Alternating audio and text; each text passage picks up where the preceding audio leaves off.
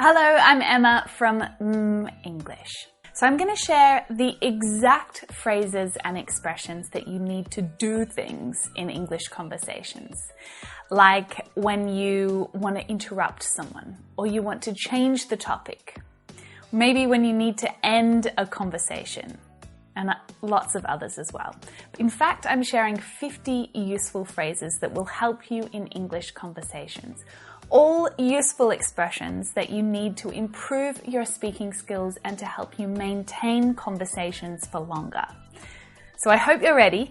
Let's get into it.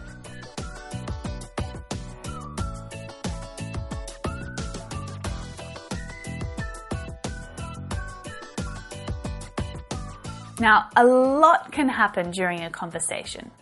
Talking about the topic is one important part, but to speak fluently and to speak with ease, you need to have a range of conversation tools up your sleeve.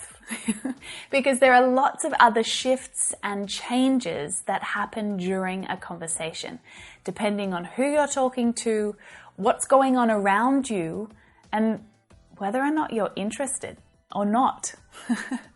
So conversations are always two ways, right? That's what makes a conversation. So as you give your opinion or you share something, it's always nice to invite the other person's opinion, right? And this is a really important strategy to help you extend your conversations, asking for other people's opinions. So what do you say when you're asking for other people's opinions? Well, quite simply, you could ask, do you agree? Very basic. It's quite closed, that question. So what about if you opened up that question to get a more interesting answer? What do you think about that? What's your opinion?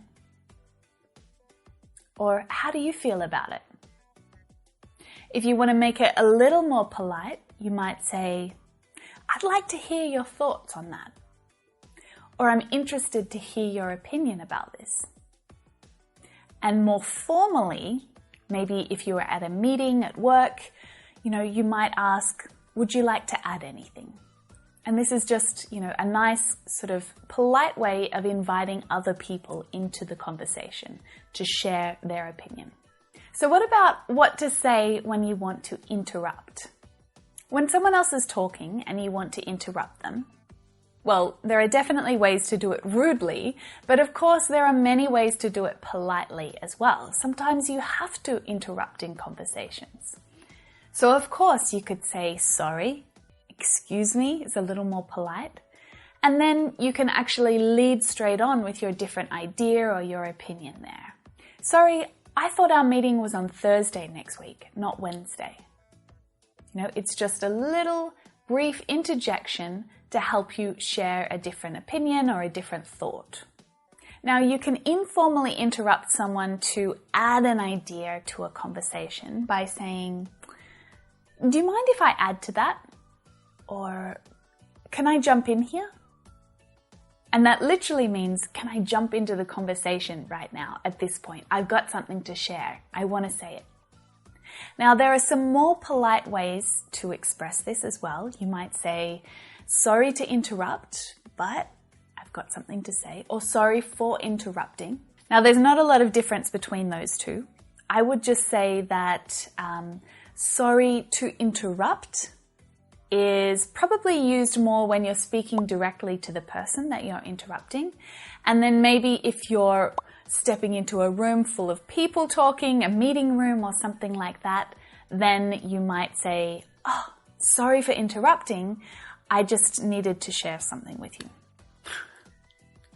Now, to go even more formal than that, perhaps if you're working in a hotel and you need to interrupt a customer, you might say, sorry, may I interrupt you for just a moment? Or, if I may interrupt you for a minute, I'd like to share something with you. Oh, actually, if you don't mind me interrupting for a moment, I'd love to tell you a little bit about the Ladies Project. If you're a woman wanting to develop the confident English-speaking version of yourself, that's just as expressive, as intelligent and interesting as you are in your own language, then you should definitely check out the Ladies Project. It's a lively online community that helps women around the world to meet and practice speaking English together. We have real conversations about the things in life that are most important. We can help you to quickly find reliable speaking partners, offer you guidance from native teachers, build your conversation skills, and overcome your fears and your frustrations about speaking English fluently. So if you want to keep improving your English conversation skills, or maybe you're looking for a way to maintain the skills that you've already developed, then I hope you'll come and check it out. We're accepting new members right now, but only for another week. So to find out more, click the link in the description below. Okay, where was I? That was a good example of what to say when you've gone off topic. If you go off topic, it means that you started talking about something. So for example, apples. But while you were talking, you started to talk about something else. Maybe you got distracted or you got excited and went off telling a different story. Or even the other person that you're talking to has gone off topic and you're thinking, how on earth did we end up talking about potatoes? You've got to get your conversation back on track, right? And it really is just that simple shift in the conversation. So here's how to do it. So anyway, getting back to my story. As I was saying,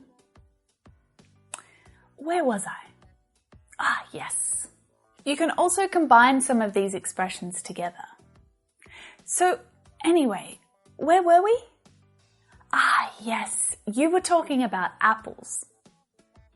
What to say when you think you understood, but you need to double check.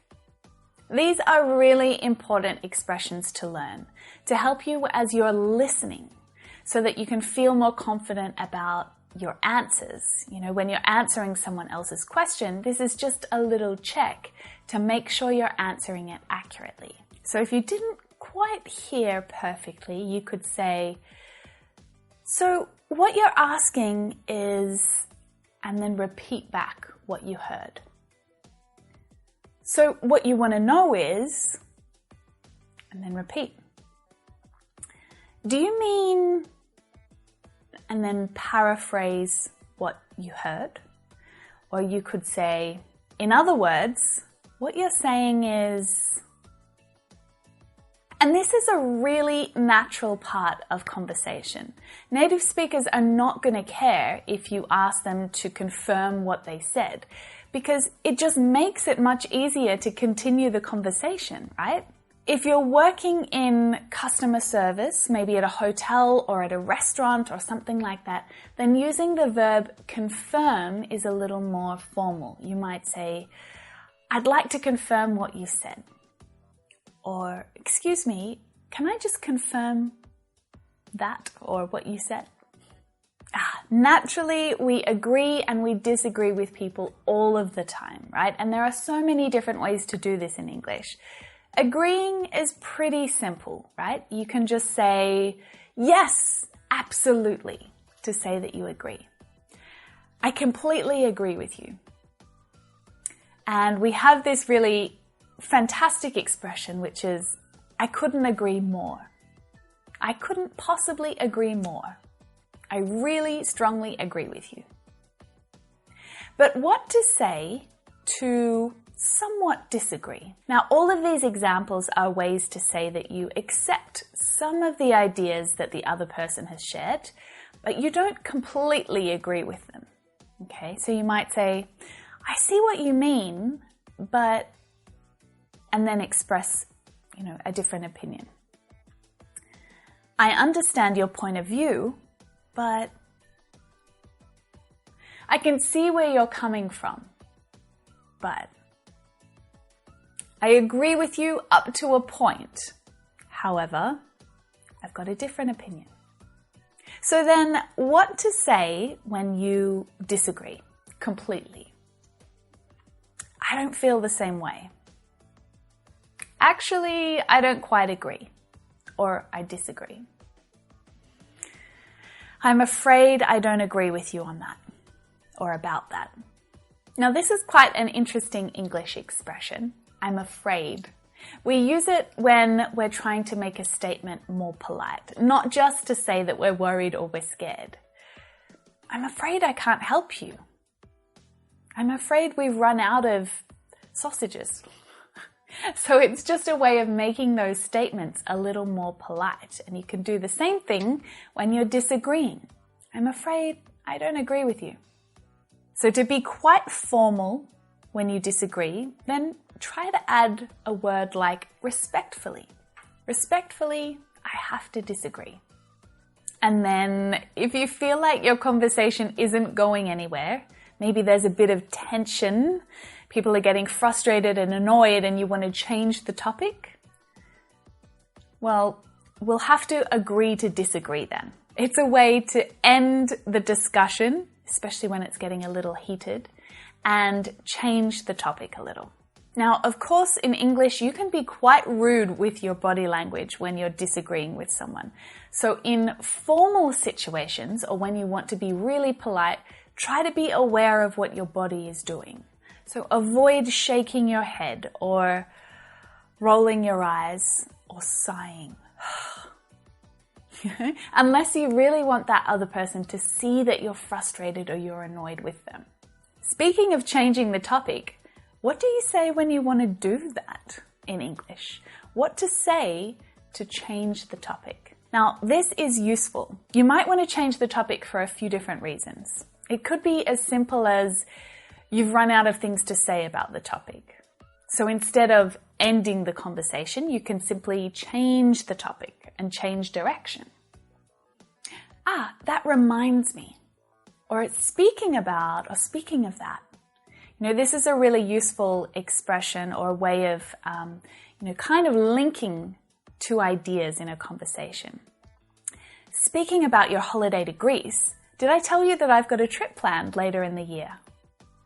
But maybe you just want to introduce something completely different. So then you could try, by the way, did I tell you about this? Or, while I remember. Or before I forget, I've got something I want to say. This has nothing to do with what we're talking about, but I've got to share it anyway. I know this is completely changing the topic, but I've got to tell you. So what to say when you're talking about a controversial topic? Now, this is more advanced conversation skills, but maybe you want to talk about politics, religion, social issues. I quite enjoy learning about these topics and having discussions about these things, but I know that my views will not always be the same as everyone else's. But that doesn't mean that you need to avoid it, right? You just need a few tools and a few tips to help you keep the conversation open and positive. So when you're introducing an idea that you feel like not everyone's going to agree with, then you could try saying, I know not everyone agrees with me, but this is what I think.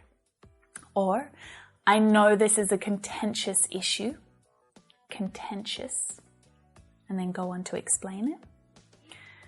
It might be an unpopular opinion, but I strongly believe I don't see eye to eye with everyone on this matter, but I think it's really important to discuss this. Whilst you may not agree with my views, I'm definitely interested in hearing yours. I'm not trying to ruffle anyone's feathers here. This is a fun little idiom to say, I'm not trying to make anyone upset or angry. I'm just sharing a different opinion. I'm not intending to ruffle anyone's feathers. What to say when you want to end a conversation. So having one of these simple expressions on hand will help you to politely end a conversation and move on, right? We don't want to get stuck in a conversation. Well, I'd best be off. It's been great chatting.